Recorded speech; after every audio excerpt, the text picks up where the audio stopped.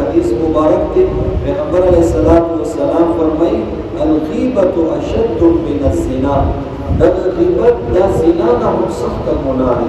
صحابہ کرام رضی اللہ تعالی عنہم عرض کرو اے اللہ محبوب صلی اللہ علیہ وسلم غیبت زنا نا سره لویه گناه شوه، نو خو پیغمبر صلی الله علیه وسلم ورته فرمایل چې دا زنا دا د الله حق دی، نو اوس یو بنده کچرته الله تعالی ته توبه وباسي، نو الله تعالی ته وژړي فریاد وکړي، نو الله به معاف کړي. خو دغه غیبت څه دی؟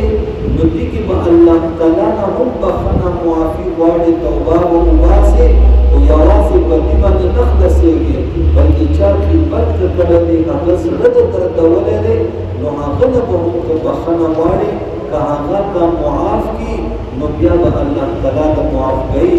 که چېرته هغه ته معاف نه کړي او یا دا ورته معافي ونه غوښتله، نو بیا د دغه غیبت ولا معافي الله تعالی د طرف نه هم نشته. بیا د دې ولا حساب کتاب دا به آخرت کې تا سره کولی شي. لکه پیغمبر علیه السلام یو ځلې صحابه کرامو ته وفرمایل چې تاسو ته پته دی چې ټولو نه غریب، ټولو نه فقیر، مسکین سړی څوک دی؟ محتاج سړی څوک دی؟ صحابه کرامو رضی الله عنهم ورته عرض وکړو چې هغه دي چې هغه سره مال و دولت نه وي، پیسې ورسره نه وي. پیغمبر علیه السلام ورته وفرمایل چې نه، ټولو نه غریب، مسکین، فقیر، محتاج هغه دی چې هغه قیامت په ورځ چې هغه حساب و کتاب کېږي، هغه په باره کې فیصله د جنت هم وشي، اور بیا خلق را پاتې الله ته عرض وکړي، الله تعالی ته دغه درخواست وکړي چې یا الله دې باندې خو زما دا حق دی، بل را پاتې ما ورباندې دا حق دی، بل را پاتې ما ورباندې دا حق دی، نو بیا به د دې ور ټولې نیکیانې دغه صاحب حق ورته ورکولی شي، او هغه به په دې باندې بیا راضي کولی شي چې بس دا معاف کړو، د دې ولا دغه نیکیانې تاسو واخلو. چې اخر دا چې دې سره به نیکیانې ټولې ختمې شي، او بیا به دغه مدعیان دا به نور هم باقي پاتې وي چې دې سره څه وینه، نو هغه ولا ګناهونه به راواخیستلی شي، د دې ولا په اوږې باندې بچولی شي، عملنامې کې بچولی شي، اخر دا چې دې په باره کې به د جهنم فیصله وشي. نو دا ټولو نه غریب مسکین سړی دی، نو دې د واجې نه غیبت هم دا حقوق العبادو کې راځي، مو تاسو دې نه ځان باجو.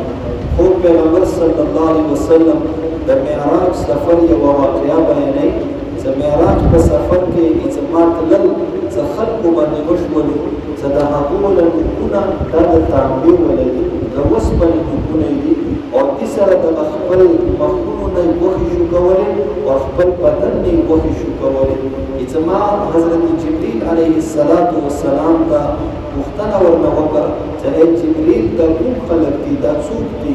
نو جبریل علیه السلام ورته وفرمایل چې دا غیبت کوونکي دي چې دوی په دنیا کې د خپلو وروڼو، خپلو مسلمانانو ولا غیبت کول، نو دومره سخته ګناه دی.